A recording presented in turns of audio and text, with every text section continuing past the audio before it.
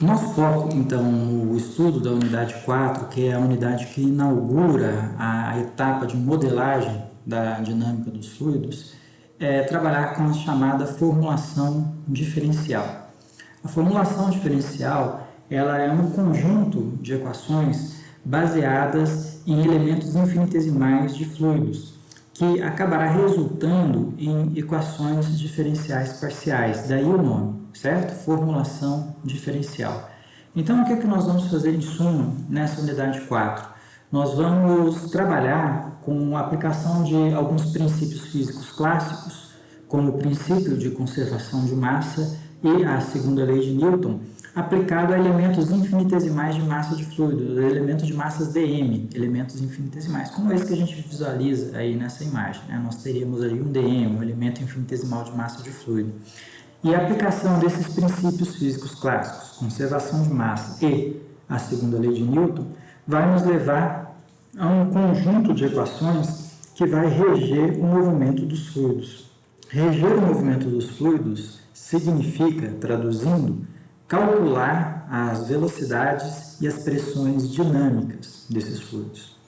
Vamos lembrar agora que trabalharemos com pressões de fluido em movimento, aquelas pressões decorrentes de colisões entre partículas de fluido entre si e dessas partículas de fluido com as paredes que delimitam os escoamentos, ou seja, trabalharemos agora com a chamada pressão dinâmica, certo? Então, o nosso foco aqui na unidade 4 é construir um conjunto de equações que começam a ser aplicadas sobre elementos infinitesimais de fluidos, e essas equações vão nos fornecer, de um lado, o campo de velocidade, o vetor de velocidade do fluido, e de outro, a pressão dinâmica do escoamento, certo? Conhecendo o vetor velocidade e a pressão, a gente sabe para onde o escoamento vai, em que magnitude ele vai em determinada direção, a gente consegue, enfim, mapear um escoamento. Nós vamos fazer isso na unidade 4, vamos fazer isso também na unidade 5, mas usando um outro tipo de abordagem. Então, há uma certa diferença entre a unidade 4, onde nós seremos levados até equações diferenciais parciais, daí o nome de formulação diferencial, e uma diferença com a unidade 5, onde nós seremos levados a formulações integrais, né, que vão ter um aspecto um pouco diferente do que nós vamos ver aqui na unidade 4. Antes de entrar nessas equações propriamente ditas, a gente precisa fazer aqui a definição de duas variáveis que são usadas na dedução dessas equações. A primeira das variáveis é chamada descarga de massa. Bom, antes da gente definir o que é a descarga de massa, eu vou chamar a atenção de vocês para alguma terminologia que nós vamos usar. Sempre que aparecer o M maiúsculo ao longo dos nossos desenvolvimentos aqui, nós estamos nos referindo à massa de fluido, certo? Então, o M maiúsculo ele vai ser a massa de fluido.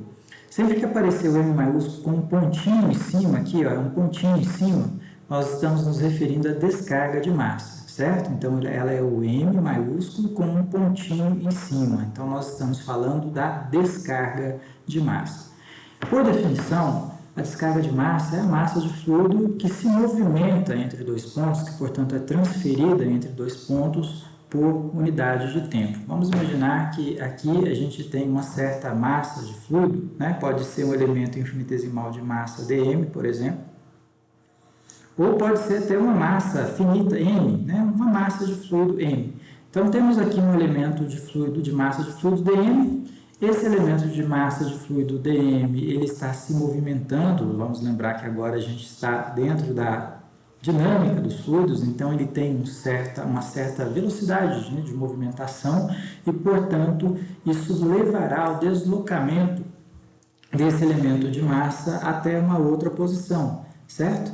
O tempo gasto para que esse elemento de massa de fluido se desloque de uma posição inicial até uma posição final é o tempo que nós vamos utilizar aqui para registrar o valor da descarga de massa. Então, a descarga de massa, por definição, é essa descarga de massa M, aqui com um ponto em cima, né? Não um tracinho, mas é um pontinho em cima. Vou deixar mais redondinho, não ficou tão redondo assim, mais redondinho. É a variação de massa, ou a massa de fluido que se desloca por unidade de tempo, sendo dt o tempo gasto para ele sair de uma posição 1 e atingir uma posição 2, certo? Então, esse elemento de fluido ele vai gastar ali um tempo dt, tempo infinitesimal dt, para sair dessa posição e atingir aqui a posição 2, certo? Essa descarga de massa também ela pode ser quantificada, não levando só em conta o elemento infinitesimal de fluido dm, mas ela vale também para elementos de massa finitos. Então, ela pode ser escrita assim também: a massa de fluido transferida entre dois pontos e gastando um certo ΔT, um intervalo de tempo já maior, não infinitesimal como dt, para se deslocar entre dois pontos, certo? Em ambos os casos, se nós fizermos uma breve análise dimensional dessas equações, nós vamos ver aqui que a unidade do elemento de massa, ou a unidade da própria massa, se trabalharmos no sistema internacional, é o quilograma, certo? Então, nós teremos aqui o quilograma como a unidade de massa no sistema internacional. E sabemos que a unidade de intervalo de tempo, ou a unidade de tempo no sistema internacional, é o segundo. Portanto, a unidade da descarga de massa, ela é o quilograma por segundo, certo? Então, essa é a unidade da descarga de massa no sistema internacional, trabalhando aqui no sistema internacional. Então, é uma definição simples, mas que nós vamos usar daqui a pouco para aplicar o princípio de conservação de massa num elemento infinitesimal de fluido como esse, certo? Então, é massa sobre tempo, a massa que se desloca gastando um certo tempo para se deslocar. Se pegarmos essa massa e dividirmos por esse tempo, isso aí é chamado de descarga de massa, certo, pessoal? Existe também na mecânica dos fluidos e na hidráulica, e vocês já chegaram a trabalhar com isso em mecânica dos solos, uma outra variação que é a descarga de volume, né? E nós podemos ter aqui até uma analogia entre a descarga de massa e a descarga de volume. Então, se nós... Vamos abrir um parênteses aqui nesse cantinho, tá? Vou até mudar aqui de cor, colocar aqui em verde, por exemplo. A descarga de volume, ela pode ser calculada, então, como sendo o volume que se desloca com o tempo, né? Se a descarga de massa é massa com tempo, a descarga de volume seria um volume de fluido que se desloca gastando um certo tempo para se deslocar. Isso em termos infinitesimais, ou em termos finitos, podemos escrever assim, ó, volume por tempo. Então, isso aqui é a chamada descarga de volume, tá? Descarga de volume.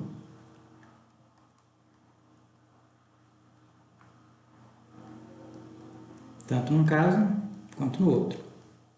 Se fizermos aquela breve análise dimensional, a gente vai ter aqui o volume medido em metro cúbico no Sistema Internacional de Unidades e o tempo em segundos. Aqui também é a mesma coisa, o volume medido em metro cúbico e o tempo medido em segundos, isso no Sistema Internacional. Então veja que a descarga de volume ela tem unidade em metro cúbico por segundo. E metro cúbico por segundo é o que, pessoal?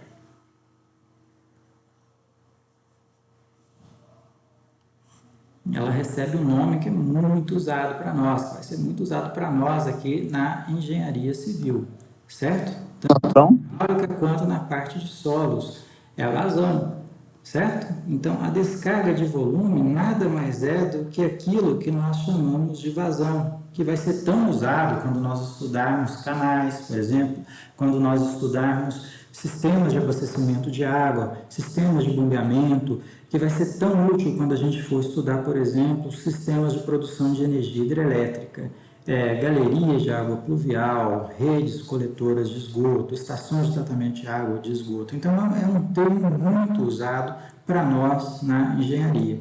Então, aquilo que nós chamamos de vazão, nada mais é do que uma descarga de volume, é volume por tempo.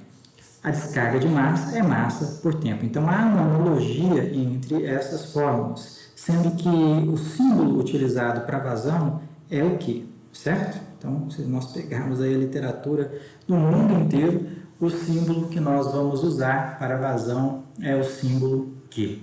Tudo bem, pessoal? Então fica aí essa analogia entre a descarga de massa e a descarga de volume. O que será útil para nós no desenvolvimento da formação diferencial agora é a descarga de massa. Futuramente nós vamos falar da descarga de volume, que é a vazão, certo? Bom, baseado no conceito de descarga de massa, a gente traz aqui também o conceito do fluxo de massa, certo? O fluxo de massa ele vai ser denotado com a letra M minúsculo, mas com um pontinho em cima. Esse pontinho em cima vai indicar algo que vai variar com o tempo, algo que varia com o tempo, certo? Então, a definição, isso é uma definição, né, dessa variável chamada de fluxo de massa, é a massa de fluido transferida entre dois pontos por unidade de tempo e por unidade de área de seção transversal. Entra aqui uma nova variável, que é a área de seção transversal.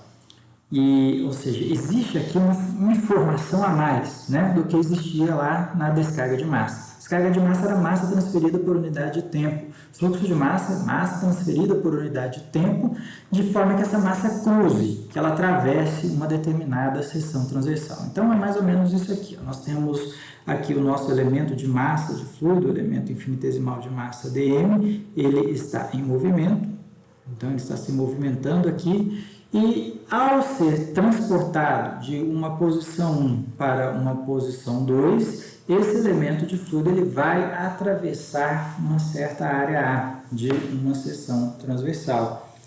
Quando essa área de seção transversal ela entra na definição, a gente fala então de fluxo de massa. Então, matematicamente, o fluxo de massa, que nós vamos sempre definir com M minúsculo, com um pontinho em cima, se nós formos ali pela própria definição, é a massa de fluido transferida entre dois pontos, certo? Então, nós teríamos aqui a massa de fluido dm, transferida entre dois pontos por unidade de tempo, por dt, haja vista que ela vai gastar um certo tempo, né, dt, para atravessar aqui essa área, certo? E por unidade de área de seção transversal. Então, nós vamos dividir por essa área A. Nós podemos também definir numa escala mais macro, o que nós chamamos ali de fluxo de massa. Então, em vez de trabalharmos com com a massa dm, nós podemos trabalhar com uma massa macroscópica de fluido M, que vai gastar um certo ΔT para atravessar uma certa área A. Tudo bem? Então, essa definição é a definição matemática do fluxo de massa. Se nós fizermos aquele estudo de unidades, vamos chegar aqui que a massa ela é computada em quilogramas, sempre no sistema internacional. Sempre fica mais fácil, pessoal, nós trabalharmos no sistema internacional, tá? Então, a massa é medida em quilogramas. O tempo ele vai ser medido em segundos, então tanto o dt, que é infinitesimal, quanto o ΔT, que é finito, ele vai ser medido em segundos e logicamente, a área A ela é medida em metros quadrados, né? Então, a área A ela é medida em metros quadrados. Então, nós podemos chegar à conclusão que o fluxo de massa, m ponto, ele tem a unidade no sistema internacional, quilograma por metro quadrado por segundo, certo? Então, entra nessa definição a informação de área. E essa passagem de fluido por uma área de seção transversal é a definição de fluxo, que é uma definição, conforme vocês podem ver agora, muito mais particular do que a definição simplesmente de escoamento, de movimento, né? Então, às vezes, quando a gente escreve assim, o fluxo da água naquele rio, às vezes não é tão correto falar o fluxo da água naquele rio, porque o fluxo da água no rio pressupõe que a água do rio atravessa uma seção transversal. Se eu quero realmente me referir a isso, a água do rio atravessando uma determinada seção transversal, aí está correto falar fluxo, certo? Mas se o meu interesse é só falar em movimento da água, né, não é correto usar fluxo, porque o elemento área não entra nessa definição. Então, muitas vezes, a gente acaba utilizando essa palavra fluxo numa conotação muito mais abrangente do que realmente ela é. Fluxo pressupõe uma massa de fluido que atravessa uma área de seção transversal, gastando um certo tempo para isso. Professor, É simplesmente a movimentação desse fluido, né, sobre um determinado sistema, uma tubulação, um canal, por exemplo. Oi? Pode dizer? aí seria mais correto falar descarga de massa, em vez de falar o fluxo de massa, pelo fato de não ter essa área de seção transversal? Não é bem essa ideia que eu queria passar para vocês, não. É porque às vezes, não vamos imaginar que você está andando, né? Você está passeando na fazenda, aí você vê um rio ali e fala, nossa, olha que legal o fluxo de água nesse rio. Você está falando, na realidade, de algo geral, né? Você não está falando do fluxo especificamente, você está falando do escoamento, o movimento da água nesse rio. Vamos imaginar que faça ali uma corredeira, numa certa região, você fala, é bonito o fluxo da água no rio. Você está falando que é bonito o escoamento, o movimento da água no rio, as estruturas que o movimento faz, certo? O fluxo, quando você fala em fluxo, você pressupõe uma seção transversal. E nessa ideia de simplesmente se referir ao movimento da água no rio, né, você não está colocando uma seção transversal na jogada, tá? Eu não sei se eu consegui passar essa ideia. A ideia que eu quis passar é uma definição muito mais específica do que escoamento, do que movimento. Entendi. Obrigado, Wilson. De nada. É essa a ideia que eu queria passar. Então, quando a gente fala em fluxo, nós estamos falando de uma área que é atravessada, tá? Então, às vezes a gente usa muito esse termo fluxo, mas de uma forma geral, onde ela significaria simplesmente escoamento. E não é. O fluxo ele tem uma definição mais particular. É um escoamento que atravessa uma área de seção transversal. Tudo bem, pessoal? Entendido? Bom, se nós analisarmos a própria equação do fluxo de massa, né, nós vamos perceber que na sua própria definição, nós temos aqui a massa, tá vendo? Dividida pelo tempo. Tanto no caso infinitesimal quanto no caso macroscópico, a massa dividida pelo tempo. Né? E massa dividido pelo tempo, se nós observarmos, vai ser justamente o que nós vimos no slide anterior. Massa por tempo é descarga de massa. Então, é possível escrevermos o fluxo de massa em função da descarga de massa. E essa forma de escrever, ela vai ser muito útil nos desenvolvimentos que nós vamos fazer aqui a seguir. Tá? Então, nós podemos escrever o fluxo de massa também da seguinte forma. O fluxo de massa ele vai ser igual a descarga de massa dividido pela área de seção transversal que é atravessado por essa massa. Tá? Então, essa definição de fluxo de massa é útil e será útil para nós nos desenvolvimentos seguintes, certo? Feito essas duas definições, nós já temos condições de aplicar os princípios físicos clássicos sobre esses elementos de fluido. O primeiro princípio físico clássico que nós vamos apresentar, que nós vamos aplicar, é o princípio de conservação de massa. Todo mundo já ouviu falar disso, né? Seja aqui no ensino superior, seja lá no ensino médio. Possivelmente nessa altura vocês pouco utilizaram o princípio de conservação de massa na prática, né? Mas nós vamos utilizá-lo bastante daqui em diante, principalmente nas disciplinas dentro da área de hidráulica e saneamento, certo? Então, o que esse princípio de conservação de massa vai nos dizer? Vamos imaginar que a gente tenha lá aquele riozinho, no exemplo da fazenda, né, que eu falei, a gente tem esse riozinho aí, ó, né? E a gente vai isolar nesse sistema, que é o canal. Esse sistema também poderia ser uma tubulação de água, por exemplo, né? Qualquer sistema que tenha um escoamento. Então, eu coloquei aqui como exemplo um canal, mas poderia ser um tubo de água também, tranquilamente. Tá? Então, nós vamos isolar aqui um elemento de massa e de fluido em determinada posição. Então, esse quadradinho aqui, ele vai nos dar ali um elemento de massa e de fluido, né? Um elemento em forma de um cubinho, né? Um elemento de massa dm. E o nosso estudo aqui no princípio de conservação de massa está no sentido de tentarmos quantificar qual o fluxo de massa que vai atravessar as faces desse elemento infinitesimal de fluido. Então, nós temos aqui, por exemplo, uma face desse elemento infinitesimal de fluido, essa face aqui, e nós vamos estudar os fluxos de massa que atravessarão essas faces. Não só essa face que eu estou desenhando aqui, mas todas as 6 faces desse elemento, certo? Então, entrará fluido por uma face, sairá fluido por outra face, entrará fluido por uma face, que se juntará com o fluido que entrou por outra e eles sairão por outra. Então, é esse tipo de estudo de entrada e de saída de fluido do elemento de volume, do elemento dm, que nós vamos estudar aqui no princípio de conservação de massa, certo? Entrada e saída de massa nesse elemento infinitesimal de volumes. Vamos chamar esse elemento aqui de dvol, um elemento infinitesimal de volume de fluido. Bom, quando aplicarmos então esse princípio de conservação de massa, nós chegaremos numa equação que é chamada de equação da continuidade, uma das principais equações da mecânica dos fluidos e da hidráulica, que vai conseguir relacionar algumas das principais variáveis do escoamento. Vamos lembrar que elas são vetor velocidade e a pressão dinâmica, certo? Então, o papel dessas equações, como da equação da continuidade no caso, é relacionar essas variáveis, pelo menos o que ela conseguir relacionar. Ou seja, tem que aparecer velocidade ou pressão dentro das equações que nós vamos desenvolver aqui, certo?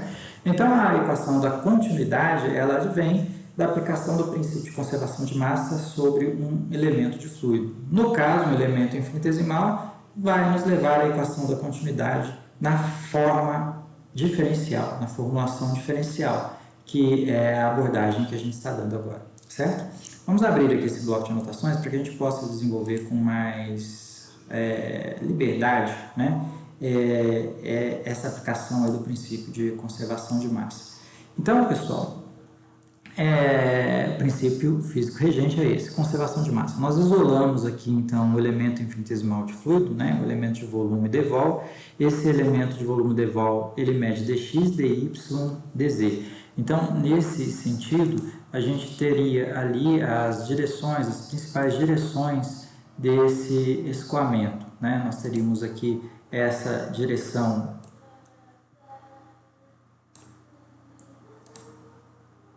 que é a direção x, certo? Então, nós teríamos aqui a direção x, veja que ela é paralela à dimensão dx, a aresta dx do elemento de fluido. Nós temos aqui a direção chamada de z, veja que ela é paralela à aresta dz do elemento de fluido, e temos ali a profundidade, né, que seria a nossa dimensão y. Então, essa aqui seria a dimensão y. Lembrando aqui que nesse nosso desenho x e y vão definir um plano horizontal, né? Os eixos x e y definem um plano horizontal. Então, o que nós vamos fazer? Nós vamos estudar a entrada e saída de massa por essas 3 direções, ou seja, pelas 6 faces do nosso elemento infinitesimal de fluido. Esse elemento infinitesimal de fluido, ele está sujeito à passagem de velocidades ou à atuação de um campo de velocidade por ele. Por aqui, por exemplo, vai atuar uma velocidade na direção x ou paralela à direção x, uma velocidade vx, que normalmente nós chamamos aí de u. Então, u é a componente do vetor velocidade na direção x. Tudo bem? Bom, haverá também um campo de velocidade vertical, ou poderá haver, né, um campo de velocidade vertical, como nós estamos chamando a direção vertical de z. Essa velocidade vertical ela pode ser escrita como vz, ou normalmente nós chamamos isso aí também de w. Então, w é a componente do vetor velocidade na direção vertical, no caso. E haverá aqui uma velocidade, vamos dizer assim, transversal, né, que ocorre ao longo da direção y, seria a velocidade vy, que normalmente nós chamamos simplesmente aí de v minúsculo. Então, o vetor velocidade na região desse elemento de fluido, um vetor velocidade que, por exemplo, aponta numa certa direção e num certo sentido, seria esse vetor que nós estamos desenhando ali no riozinho, né? Vou desenhar ele aqui com a cor mais destacada, vermelho. Esse vetor velocidade, né, ele é a composição de x, y e z. Então, nós podemos escrever que na posição onde está o elemento de fluido, a velocidade desse fluido é u, v e w. Se quisermos escrever de forma diferente, seria o vx minúsculo, que é equivalente ao U, o VY, que é equivalente ao Vzinho minúsculo, né, ao Vzinho, e o Vz, que seria equivalente ao W. Eu prefiro usar essa primeira notação, U, V e W, certo? Então, são componentes do vetor velocidade nas três direções espaciais, x, y e z. Feito isso, nós vamos agora estudar os fluxos de massa que entram e que saem das faces desse elemento de fluido, certo? Então, vamos imaginar que aqui a gente teria a direção x, né? Vamos escrever aqui de outra cor aqui. Essa seria a aresta dx do nosso elemento de fluido, a aresta dx aqui. E vamos supor que por essa face da esquerda entre um certo fluxo de massa, tá? Então, vai existir aqui um certo fluxo de massa que entrará pela face da esquerda desse elemento de fluido. Esse fluxo de massa nós vamos chamar aqui, deixa eu só melhorar aqui minha setinha, de M minúsculo, conforme nós já definimos. Mas esse M minúsculo é um M minúsculo que ocorre na direção X. Então, para a gente identificar que ele é paralelo à direção X, nós vamos escrever aqui um subscrito MX. Tudo bem?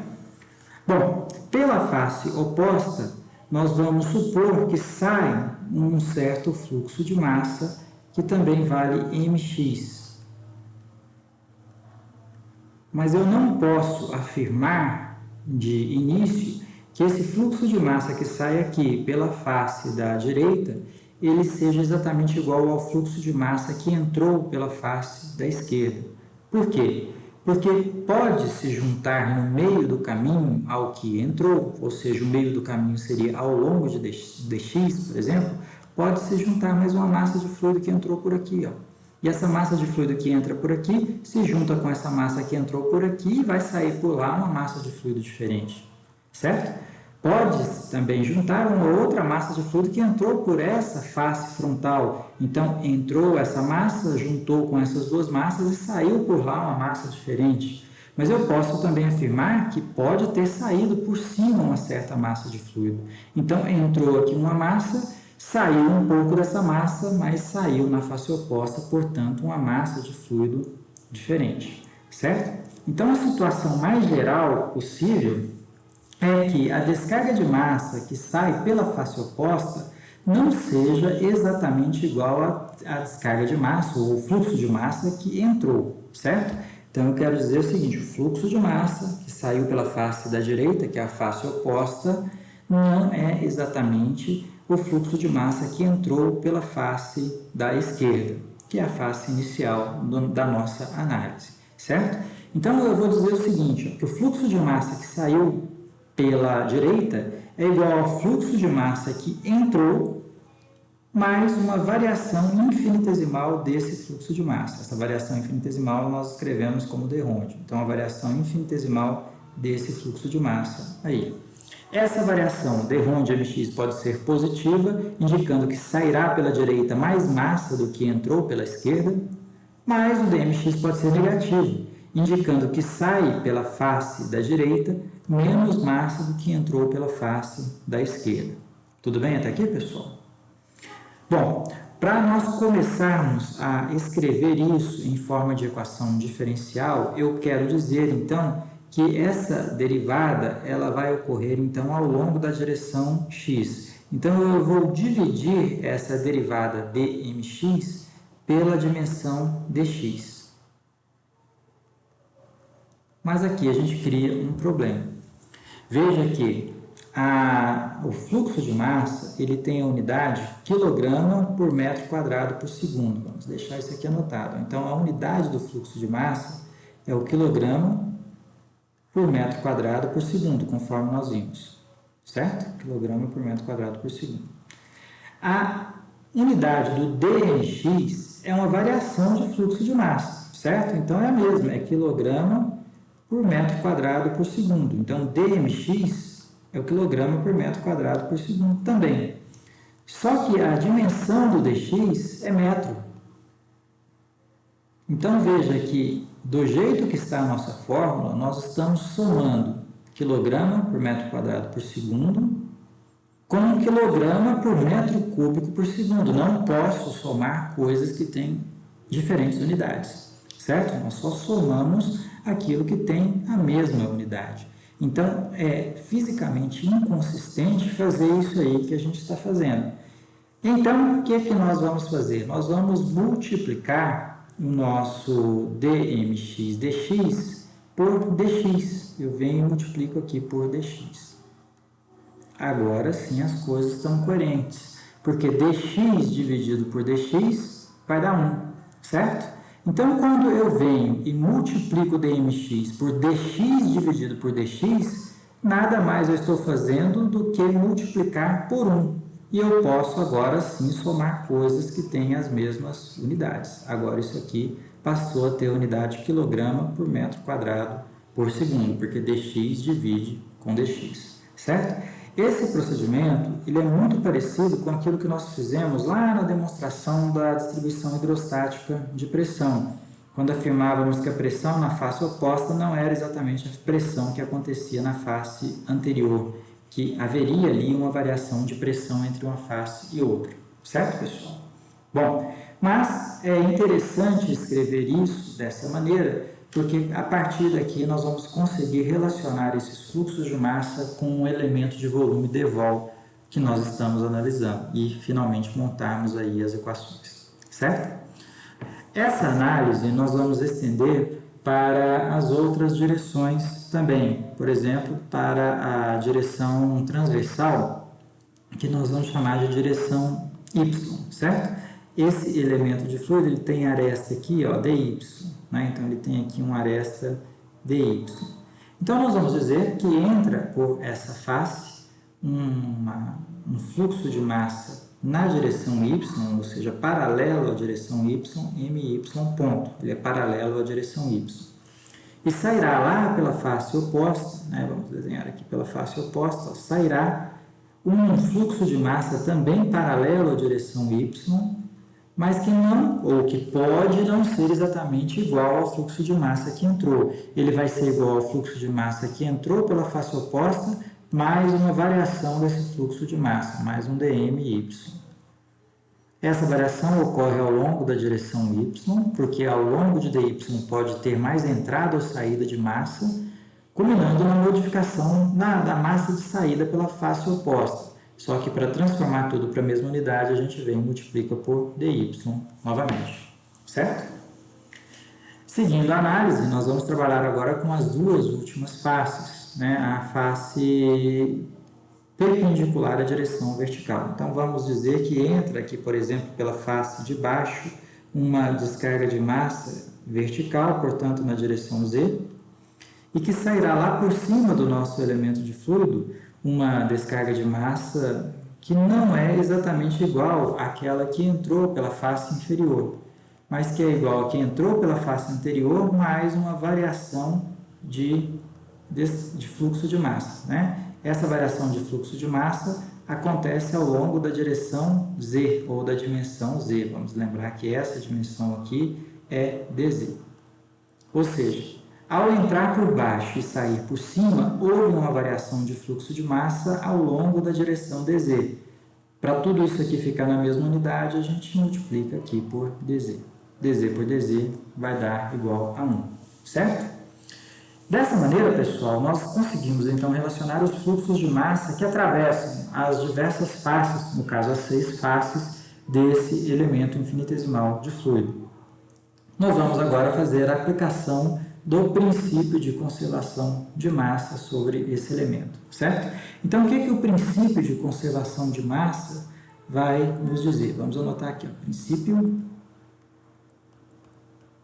de conservação de massa.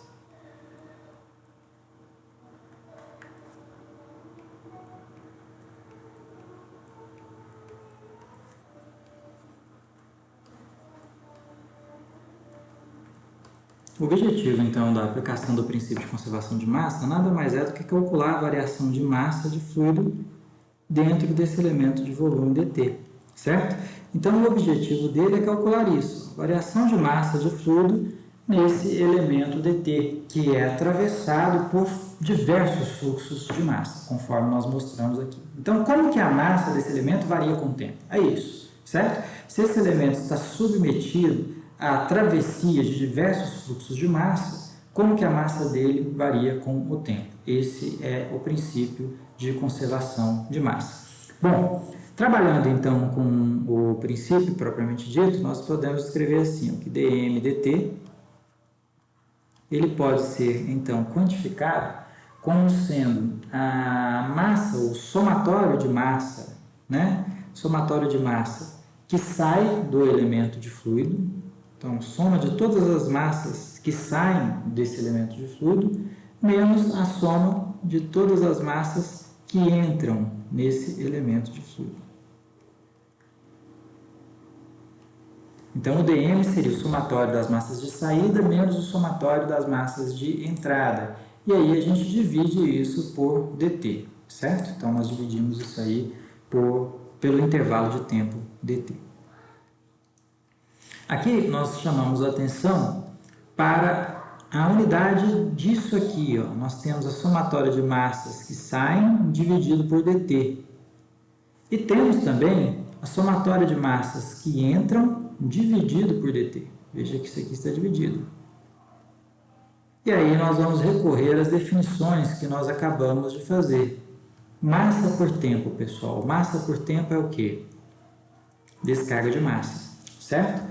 Então, nós podemos escrever assim, ó, que a variação de massa com o tempo ela vai ser equivalente ao somatório das descargas de massa de saída, ou somatório das descargas de massas que saem do elemento de volume, menos o somatório das descargas de massa que entram no elemento de volume. Descargas de massa de entrada, né? Descargas de massas que entram nesse elemento de volume, certo? Transformando isso ou escrevendo isso em função dos fluxos de massa, nós podemos dizer que isso aqui seria igual ao somatório do produto dos fluxos de massa de saída vezes as áreas de saída, menos o somatório dos fluxos de massa de entrada vezes a área de entrada, as áreas de entrada. Haja vista que, vamos voltar aqui, haja vista que o fluxo de massa ele pode ser relacionado com a descarga de massa, né? O fluxo de massa ele é igual a descarga de massa dividido pela área atravessada pela massa de fluido. O que nós vamos fazer aqui é trabalhar com essas duas parcelas, ó. Somatório das descargas de massa que saem e depois vamos trabalhar aqui com o somatório das descargas de massa que entram, certo? Vamos fazer aqui primeiro o caso do somatório das descargas de massa que entram, né? O somatório do produto, né, entre o fluxo de massa e as áreas de entrada. Vamos trabalhar então já desenvolvendo aqui, ó, trabalhando com o nosso fluxo de massa, tá? Então vamos escrever assim, ó, o somatório do fluxo de massa de saída vezes as áreas de saída. Então, somatório disso aqui tudo. E aí, nós vamos olhar aqui o nosso elemento de volume de fluido. Veja que, por exemplo, por essa face aqui, nós temos um fluxo de massa de saída, certo? Então, o fluxo de massa que sai por essa face é esse valor aqui, ó, mx mais dmx, dx, dx. Então, nós vamos pegar esse fluxo de massa de saída e vamos multiplicar pela área de saída dele para termos ali a descarga de massa de saída, tá? Então, nós vamos escrever assim, ó, o fluxo de massa que sai por essa face, ele vale lá, ó, mx mais dmx dx, dx. Esse é o fluxo de massa.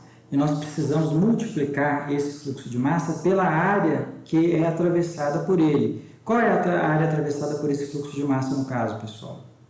dy dz. Então, nós temos a área da face aqui, ó, DYDZ, que é a área atravessada por esse fluxo de massa. Vamos até deixar aqui meio que anotado aqui, ó, achurado, para que isso a gente possa enxergar melhor isso aqui, porque esse desenvolvimento nós vamos aplicar para as outras 5 faces, né, desse elemento infinitesimal de fluido. Então, essa é a área atravessada por esse fluxo de massa que está entre colchetes aqui em alaranjado. Essa área vale DYDZ. Então, nós vamos multiplicar aquilo lá por DYDZ.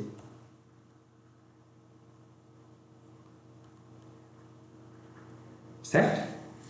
Bom, mas esse não é ainda o fluxo de massa, não é integralmente o fluxo de massa que sai. Existem fluxos de massa que saem na vertical e na transversal também. Por exemplo, se trabalharmos com esse fluxo de massa que sai aqui nessa direção transversal, ó, e multiplicarmos pela área de saída, a gente tem ali uma descarga de massa de saída também. Por isso que nós vamos somar com esse fluxo de massa vezes a sua área de saída. Então, nós vamos escrever aqui, ó, mais MY mais DMY DY multiplicado por DY, esse é o fluxo de massa, vezes a área de saída. Essa área de saída desse fluxo de massa vale dx, ó, dx vezes dz, certo? É a área lá de trás, da face lá de trás. Então, vezes dx dz. E vamos somar aí com o último fluxo de massa que nós relacionamos, um fluxo de massa de saída, que é esse fluxo de massa aqui na vertical. Ó, nós temos aqui um fluxo de massa de saída na vertical, que ao ser multiplicado pela área dessa face de cima, vai nos dar uma descarga de massa de saída por cima, pela vertical, certo? Então, essa descarga de massa é igual a esse fluxo de massa, vamos escrever aqui, ó, mz mais dmz dz multiplicado por dz vezes a área de saída. A área de saída vale dx dy, é essa área aqui de cima, dx dy, certo?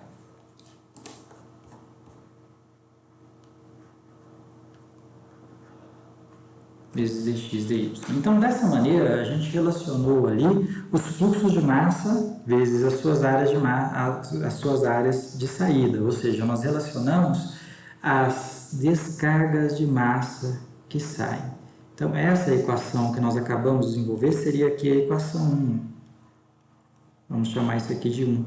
Somatório das descargas de massa de saída, certo? Agora nós vamos trabalhar aqui com o que chamaremos de equação 2, que é o somatório das descargas de massa de entrada, né? Então, vamos escrever aqui a equação 2, ou seja, o somatório do que entra vezes a área que entra, somatório do produto da descarga de massa de entrada vezes a área de entrada, certo? Vamos trabalhar aqui então. Então, nós vamos quantificar agora somatório do produto do fluxo de massa que entra vezes a área de entrada.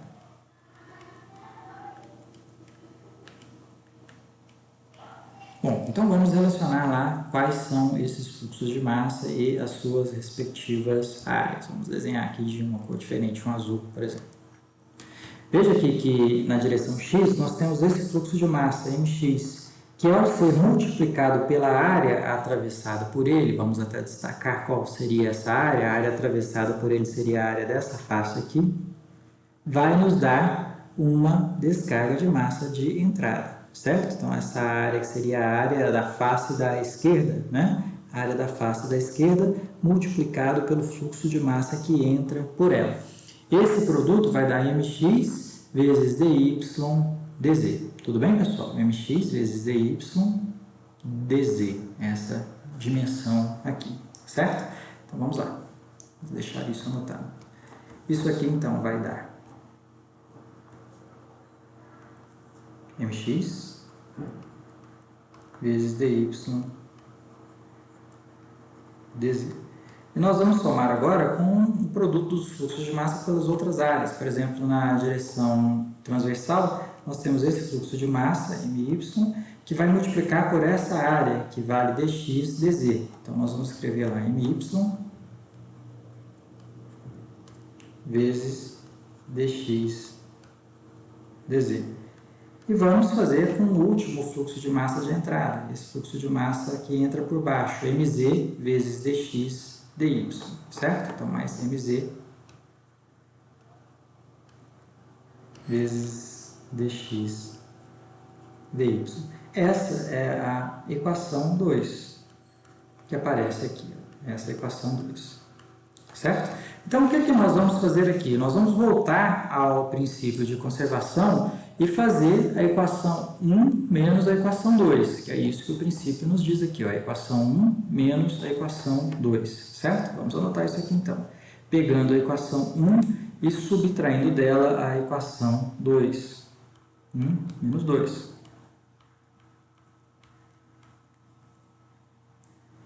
Essa subtração 1 menos 2, conforme nós podemos ver, vai dar o dm dt, tá? Então, 1 menos 2 aqui, ele será exatamente igual ao dm dt, que veio do próprio princípio de conservação de massa, certo? dm dt. Bom, veja aqui, se nós pegarmos aqui, ó, por exemplo, o dx dz e multiplicarmos aqui dentro, ou seja, aplicando a propriedade distributiva, né, ele vai multiplicar lá tanto a derivada quanto o fluxo de massa isolado, tá? E se pegarmos isso menos isso, esse dx dz também, não esse caso aqui, né, desculpe. Se pegarmos isso, que é a equação 1, essa alaranjada, menos a equação 2, que é a equação azul, aparece lá mx dy dz menos mx dy dz. Então, vai cortar. Vocês conseguem observar isso? Ó, mx dy dz menos mx dy dz. A mesma coisa vai acontecer aqui, ó, com o dz dx, ou dx dz. Ele, aplicando a distributiva, ele vai multiplicar tanto a derivada quanto o my, certo? Quando fizermos 1 menos 2, vai aparecer my dx dz menos my dx dz. E, analogamente, para a gente seguir o raciocínio, acontece a mesma coisa com o dx dy. Ele multiplica tanto o que está lá na derivada, a parcela que tem a derivada, quanto a parcela onde o fluxo de massa está isolado, fora da derivada. Aí vai aparecer mz dx dy menos mz dx dy, quando fizermos 1 menos 2. Então, o que sobra dessa equação, em suma, são só as derivadas. E mais ainda, as derivadas multiplicadas por dx dy dz. Veja que todas elas estão multiplicadas por dx dy dz. Ó. Dx dy dz, dx dy dz, dx dy dz. E dx dy dz é o que, pessoal? O que é dx dy dz? É o devol, é o elemento infinitesimal do nosso de volume de fluido, certo? Então, nós vamos trabalhar com essa diferença entre 1 e 2 da seguinte maneira. Vai aparecer lá dentro as derivadas dos fluxos de massa, dmx dx, mais a derivada na direção y, dmy dy, mais um pouquinho, mais a derivada na direção z, vertical no caso, dmz, dz. Tudo isso multiplicado ali por dx dy dz, que é o próprio elemento de volume devol. Tá tranquilo até aqui? Bom, veja que o que nós vamos trabalhar agora é com o primeiro membro aqui da equação. A massa, ela pode ser escrita em função da massa específica do fluido, certo? Então, se nós pegarmos a massa específica do fluido e multiplicarmos por dx dy dz, que é o devol, nós temos exatamente a massa de fluido. E aí a gente consegue sumir com o dx dy dz da equação. Então, dx dy dz corta com o dx dy dz do primeiro membro. E a nossa equação, ela fica escrita com o primeiro membro, tendo não a massa de fluido, mas uma variação com o tempo da massa específica do fluido. Então, a gente teria aqui o dρ, dt, que vai ser igual a dmx dx mais dmy dy mais dmz dz. A equação tá feia, né? Já ficou mais feia se nós olharmos aí para cá, ó. Não está num aspecto muito agradável, não, né, para a gente ser sincero, mas infelizmente o aspecto das equações diferenciais da mecânica dos fluidos não é muito agradável, ele chega realmente a assustar, porque são equações diferenciais de um bom tamanho, elas têm um tamanho grande, não é aquela equação, aquela EDOzinha que vocês trabalharam, por exemplo, lá no cálculo 3, não, né? Elas são equações um pouco mais complicadas do que as EDOs. Então, o aspecto que ela vai assumir, às vezes, assusta um pouquinho se nós olharmos aqui para os desenvolvimentos, certo? Mas não fizemos nada demais aqui até chegarmos nesse ponto. Nós simplesmente calculamos a variação de massa com o tempo dentro daquele elemento infinitesimal de volume de fluido, certo? Como eu falei, pessoal, no princípio da aula de hoje, o objetivo nosso é chegar num conjunto de equações que relacione velocidade e pressão. São as variáveis principais do escoamento. E nota que nada disso até aqui apareceu na equação última que nós chegamos, né? A última equação que nós desenvolvemos. Apareceu no primeiro membro a massa específica, é uma propriedade que nós já conhecemos, né? A massa do fluido dividido pelo seu volume. Mas no segundo membro não apareceu nada de velocidade nem nada de pressão. O que aparece ali é um fluxo de massa, cada um numa direção, certo? A pergunta que nós vamos fazer aqui é a seguinte: será que é possível relacionar o fluxo de massa com uma das variáveis do escoamento, ou velocidade ou pressão, né? Vamos imaginar então que a gente tenha aqui uma certa área, uma área A, por exemplo, de uma seção transversal, essa área A aqui, essa área A. Essa área A, ela vai ser atravessada por um fluxo de massa qualquer, vamos chamar esse fluxo de massa de MI, e significa a direção. Então, nós teríamos aqui uma direção genérica I. Por exemplo, seria a direção X, seria MX, por exemplo, tá? E nós temos também uma velocidade de escoamento naquela direção, né? Então, nós teríamos aqui uma velocidade UI, velocidade na direção I, que se I for X, nós teremos aqui a própria velocidade U, a componente velocidade na direção X. Bom, a pergunta que nós fizemos é a seguinte: se essa velocidade UI for grande, será que o fluxo de massa que atravessa a área A vai ser grande? É essa a pergunta que a gente faz inicialmente. Ou seja, existe alguma relação entre a velocidade e o fluxo de massa? Vamos imaginar que a gente tem aqui uma massa vermelha, por exemplo, né? Uma massa aqui, por exemplo, uma massa M. Se a velocidade dessa massa M for grande, ela atravessa essa área mais rápida? É essa a pergunta que a gente faz, certo? Se atravessar rapidamente, significa que o fluxo de massa é grande, porque o fluxo de massa, conforme sabemos, é a massa dividido pela área e pelo tempo de travessia da área. Portanto, se a velocidade desse elemento de massa m for uma velocidade grande, esse tempo de travessia é pequeno. E com o tempo de travessia pequeno, ou seja, com ΔT caindo, o fluxo de massa aumenta, certo? Então, nós podemos escrever da seguinte maneira, que o fluxo de massa que ocorre ao longo de uma direção genérica I, ele seria diretamente proporcional à velocidade paralela àquela direção I, certo? Bom, para transformarmos uma proporção numa equação, ou seja, para sairmos desse sinal de proporcionalidade, que é o alfa, e transformarmos aqui num sinal de igualdade, o método mais trivial é multiplicar por uma constante o segundo membro.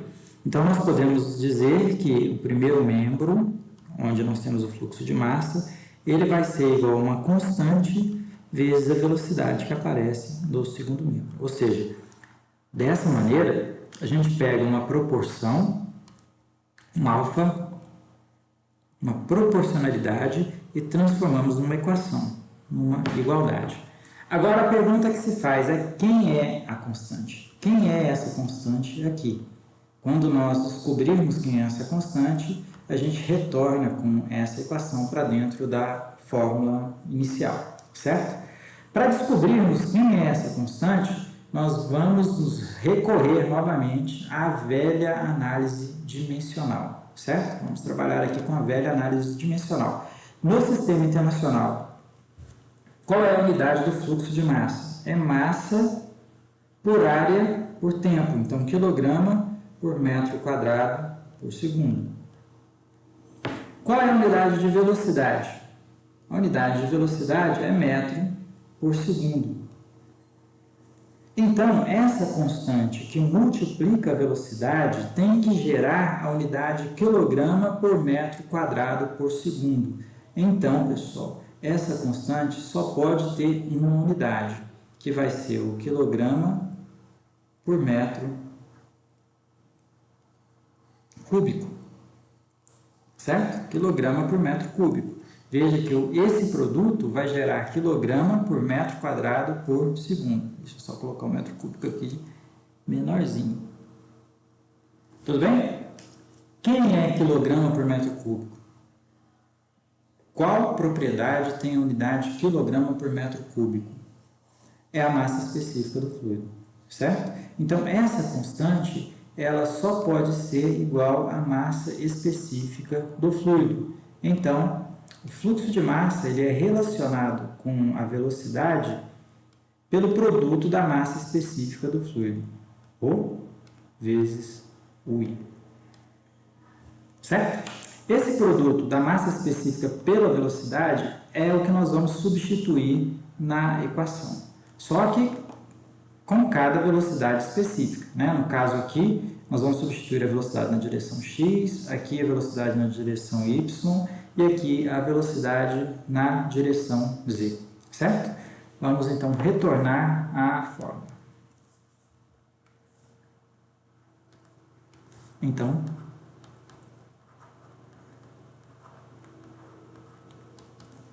a equação vai ficar assim: dρ é a massa específica, variando com o tempo, dρ dt, vai ser igual a d. O primeiro fluxo de massa, que é o fluxo de massa que acontece na direção x, ele vai ser o produto da massa específica do fluido pela velocidade na direção x, ou tudo isso dividido por dx.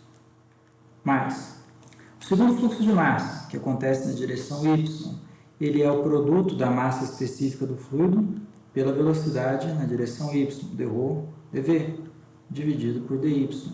E, finalmente, o terceiro e último fluxo de massa, que acontece na direção z, vertical, é o produto da massa específica pela velocidade na direção vertical, d, ρ, w,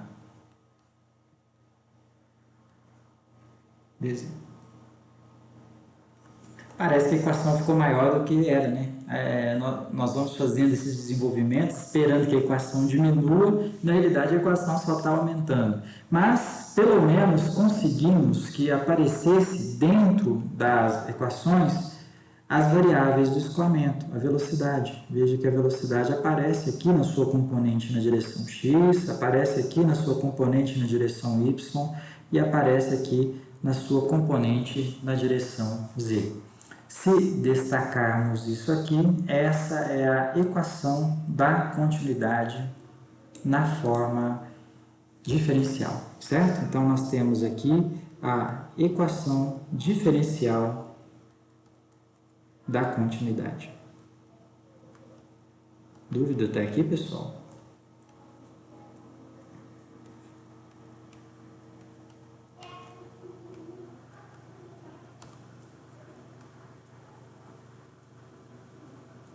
Tranquilo, professor. Hã? Tá tudo bem? Tá tranquilo. Mas assim, nós não fizemos nada demais, né? Não fizemos grandes jogadas aqui, não. Se acompanharmos com atenção o desenvolvimento dessa fórmula, vocês podem ver que não fizemos nada demais, né? O raciocínio é relativamente simples, né? Que nos levou até ela. Alguém quer fazer alguma pergunta até aqui? Beleza, podemos seguir, né?